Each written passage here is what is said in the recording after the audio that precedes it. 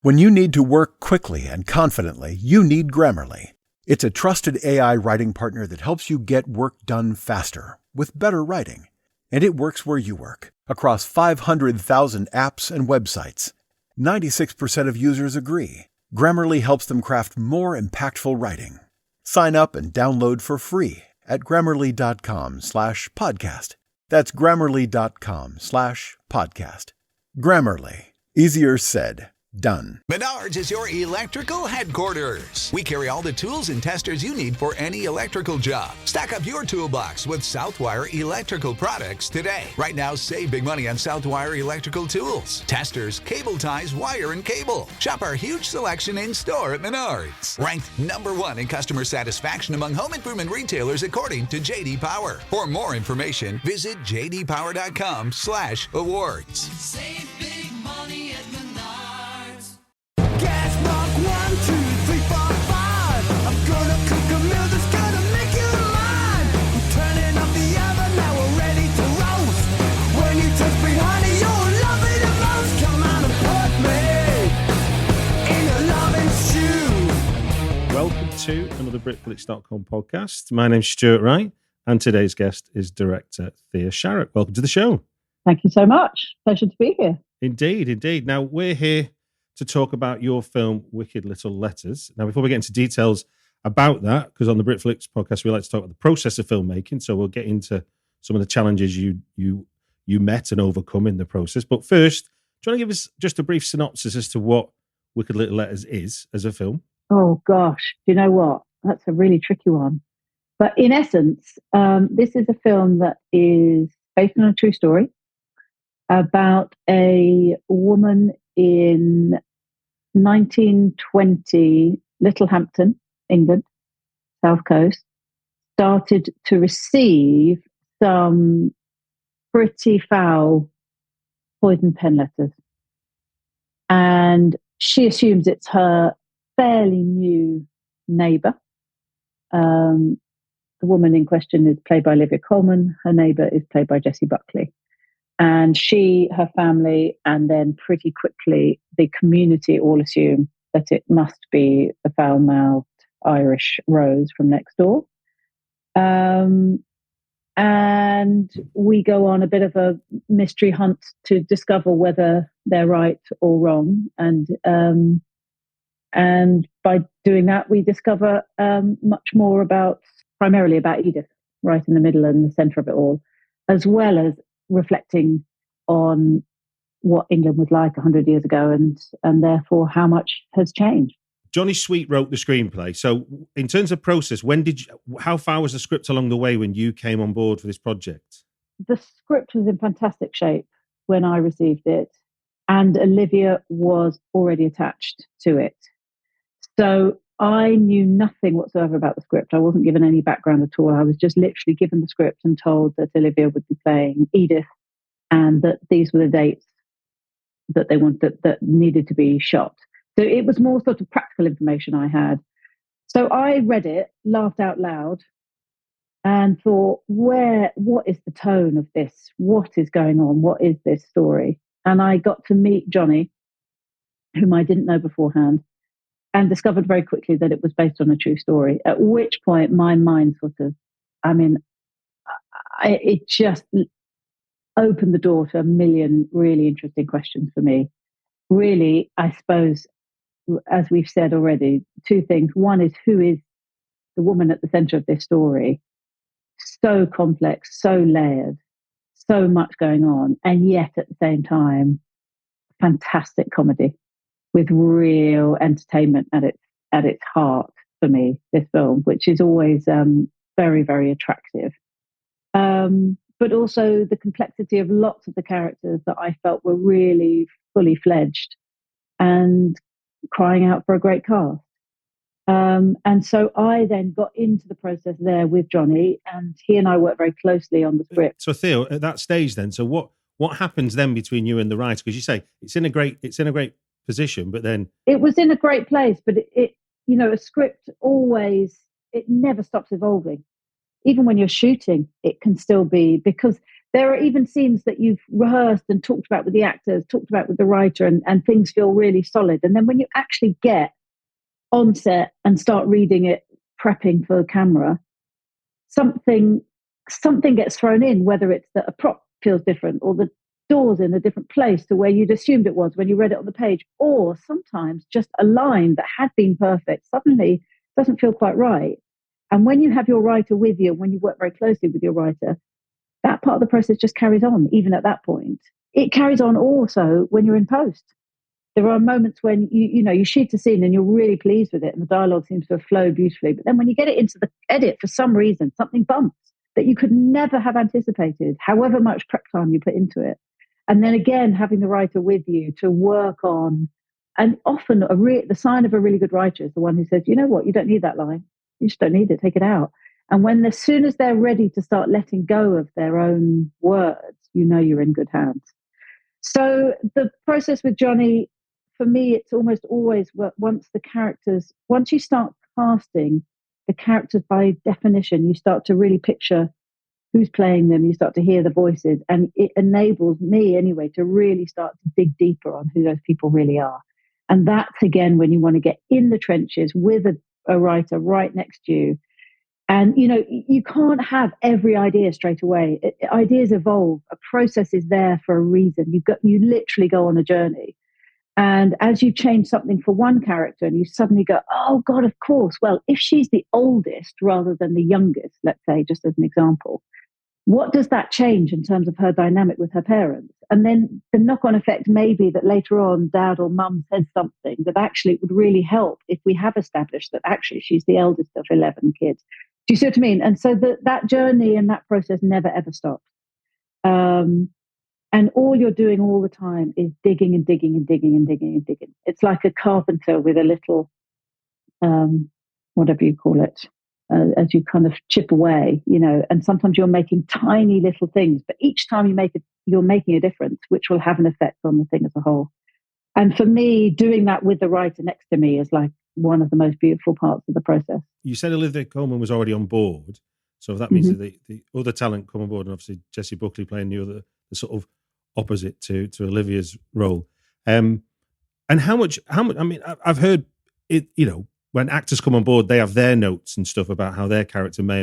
And did it evolve again as the more cast come on board? Do you know what? Every actor is different, of course. Every actor has their own process.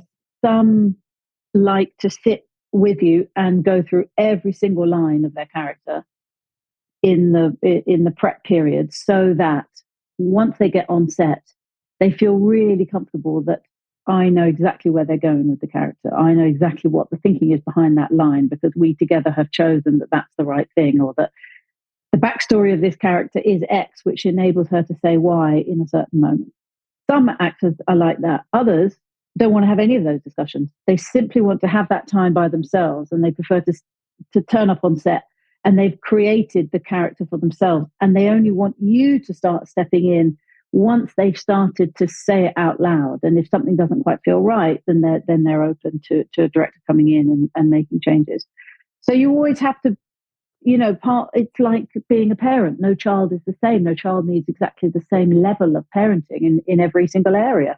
And you have to be aware of that. And that's, for me, one of the main parts of the process. Because, again, I want my actors to be as comfortable, as confident, as safe, if you like, on set, or scared, whichever it is that they need to be, so that they will get the most out of this character, which at the end of the day is what you want. You need to push all of these boundaries, not to a place where it stops being believable, but to a place where it really feels believable.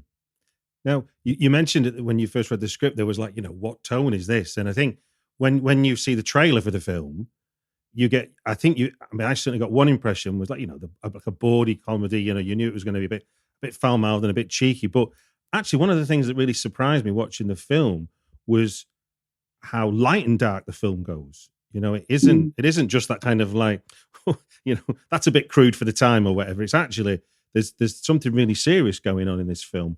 And, for example, just something like when we cut to prison, it's not like some funny version of the prison. It's like, yeah, this is punishment. This isn't good.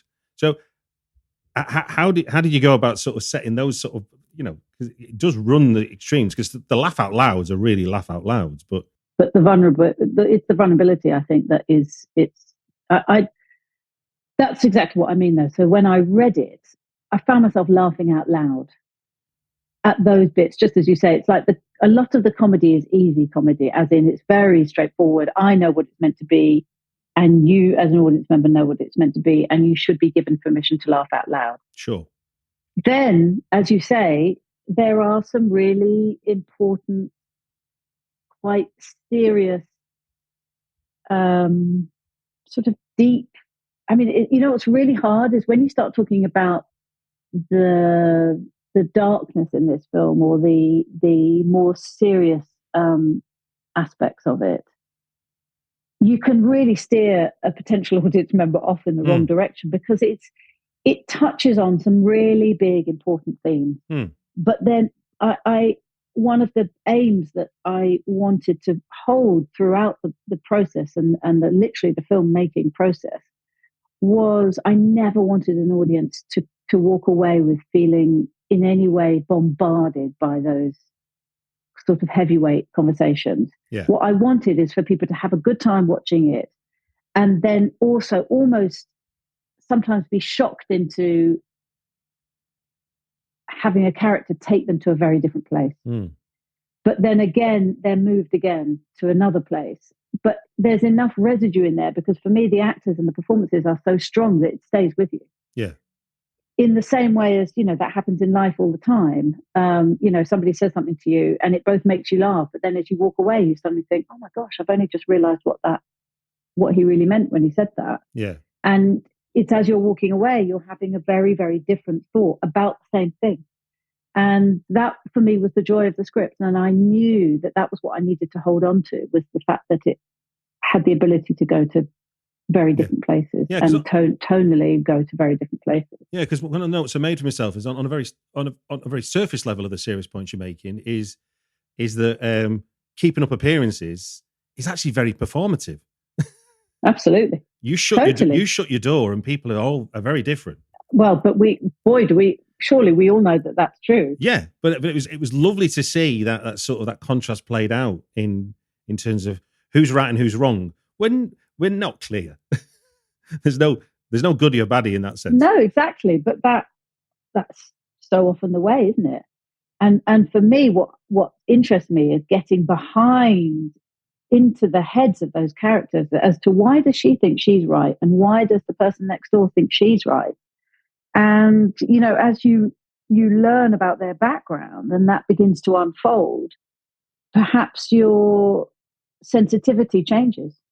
And, what seemed to be the obvious decision or judgment to make about a person changes and shifts. And again, it's funny because that's something I say to my kids a lot. I love being wrong. I love it. I love being proved wrong. I have no problem with that.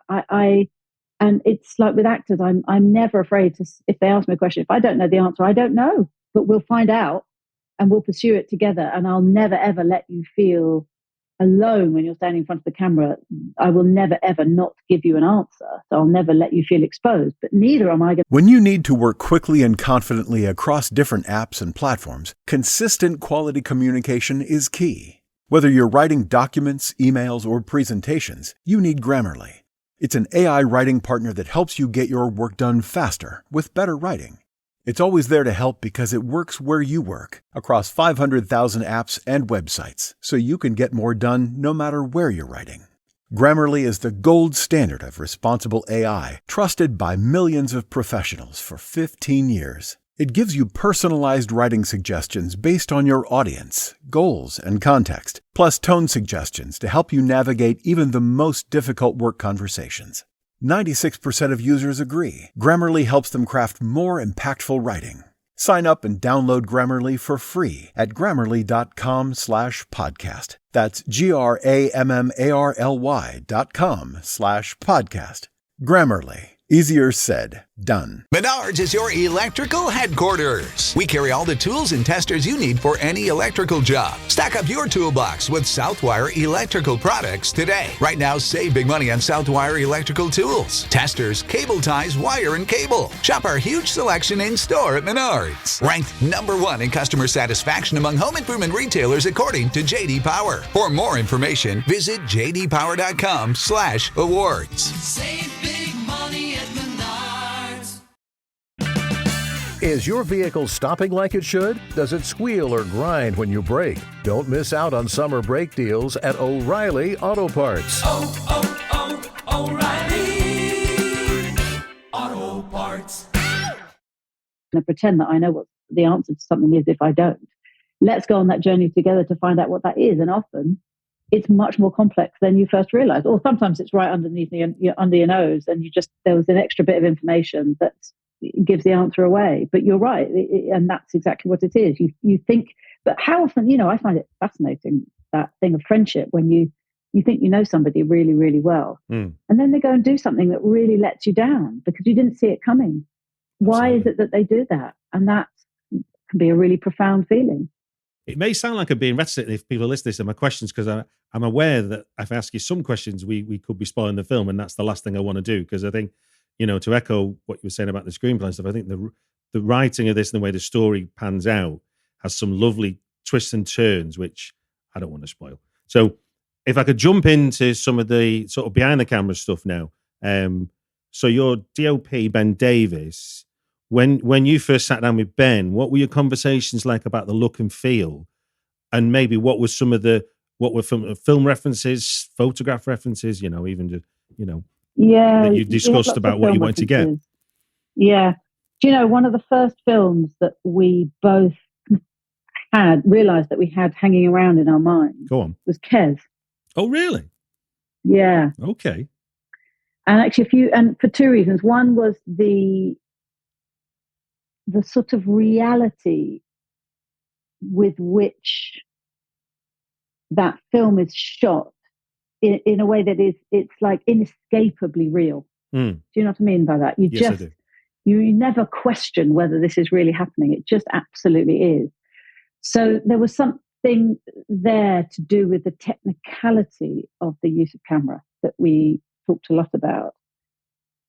We also talked about the color tones and how we wanted it to feel in that sense, and how color is used in something like Kes. And it was really important to me that in this film we were very sparing with color, and that we used it so that, for example, with the red letterbox, I wanted that to really stand out. So together, whether it was Ben, Charlotte in costumes, Christina as my production designer, we were so careful to keep as much red off costumes, off the set, so that the letterbox, for example, every time we saw it would stand out in the lighting.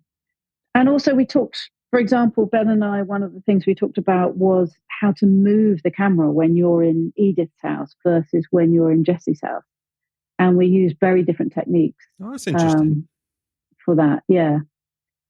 We also talked about angles and how close we wanted to get, because again, this is a film that is so much about what somebody's really thinking on the inside, and how best do you get the sense of really being almost inside somebody's mind when they're lying, when they're telling the truth, and where the camera best needs to be for the audience to be let into that.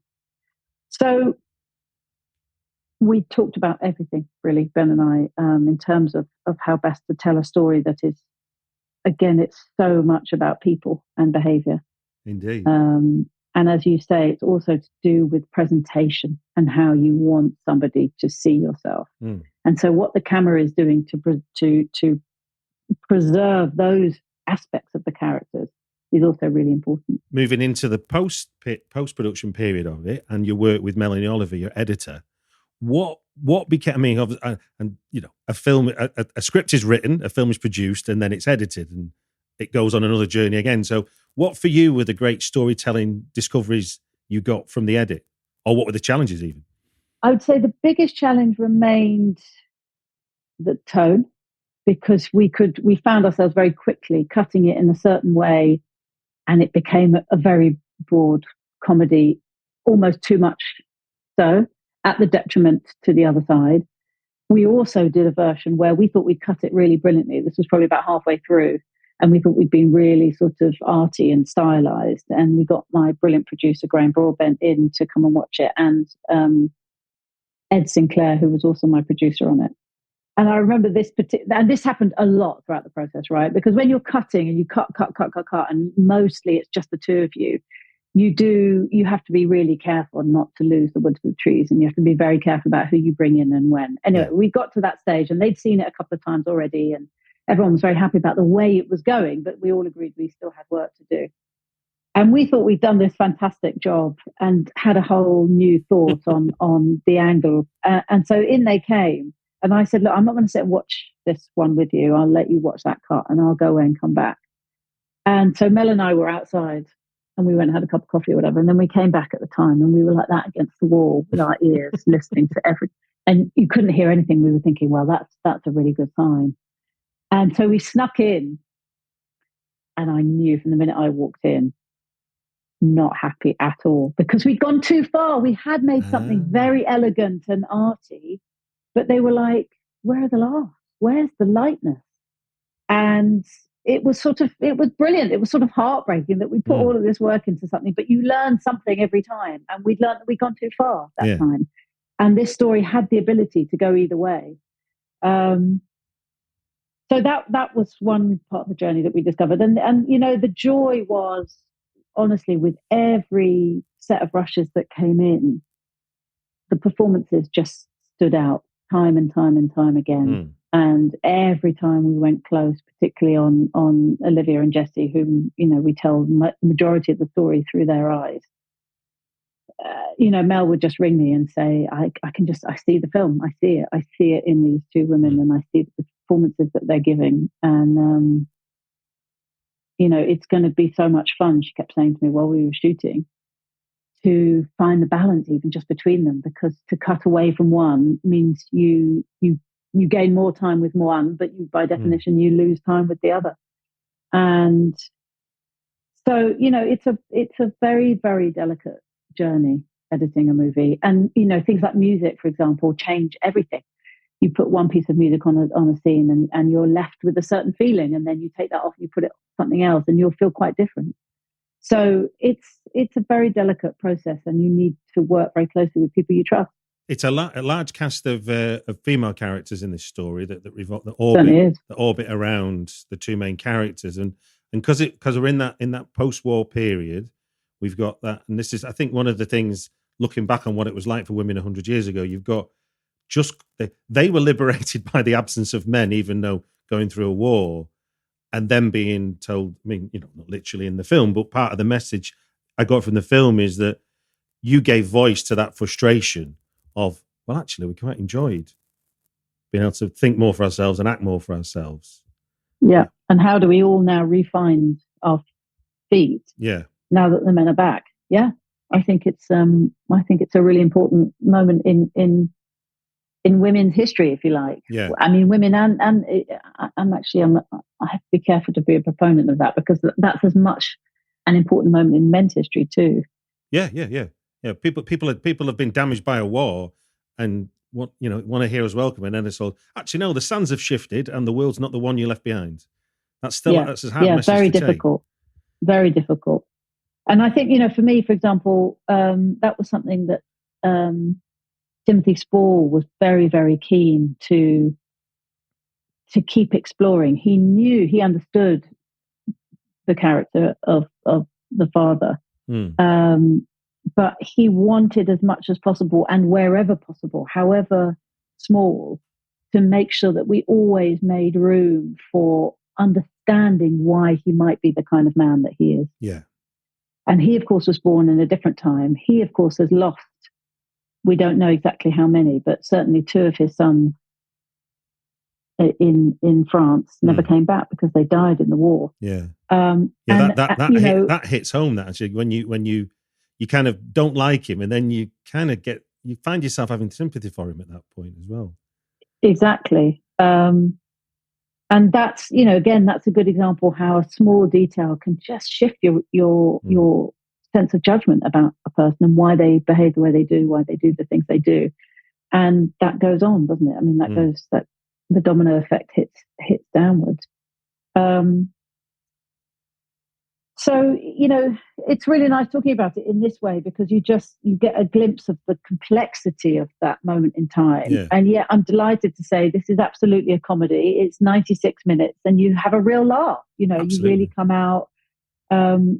Although, you know, I'm very touched by, there was a moment when I had quite a few messages from people who I know well enough for them to send me a message, but I don't know really well. I don't really know their private lives and sort of makeup at home and stuff. But where I got a string of men in their probably 40s, 50s writing to me saying, actually, at the end of the movie, even though the cinema was, you know, crying with laughter, they felt incredibly moved in those moments because of, I think, mainly to do with a sudden understanding of the need for almost mental freedom that women in a certain time needed, and women of a certain type, and the lives that they'd led and how hard they'd worked to, as you said earlier, to present themselves in a certain way.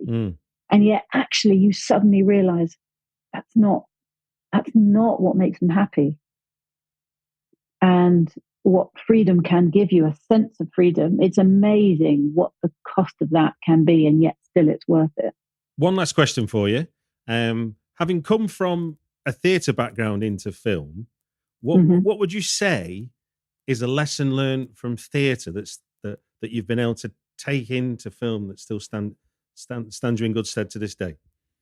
I would say that for an actor, listening is the most important part of their job. Okay. If they listen to each other, that's where the real performance lies. If they think it's all about them and they're not really listening to what the other person is saying to them, they'll only ever give a certain level of depth to their performance. If they get to the point where they're not thinking about what they're saying, they're just listening to what the other person is saying, they will begin to present a much deeper level of performance. Brilliant. Well, look, it just gives me to say thank you very much for giving your time on the Britflix podcast. It's an absolute pleasure. Thank you so much, Stuart. Take care.